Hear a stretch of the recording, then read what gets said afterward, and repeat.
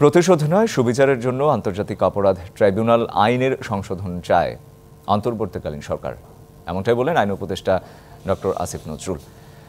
আইন বিশেষজ্ঞ সহ সমাজের মানুষের মতামতকে গুরুত্ব দিয়ে বিচার কাজ হবে বলেও জানান তিনি। সোমবার রাজধানীর বিচার প্রশাসন প্রশিক্ষণ ইনস্টিটিউটের সেমিনার হলে আন্তর্জাতিক অপরাধ ট্রাইব্যুনাল আইন 1973 সংশোধন বিষয়ক মতবিনিময় সভায় এমন মন্তব্য করেন আইন উপদেষ্টা। বলেন, আন্তর্জাতিক অপরাধ ট্রাইব্যুনাল আইনের সংশোধন করা হলেও সচেতনভাবে কোনো অন্যায় করা হবে না।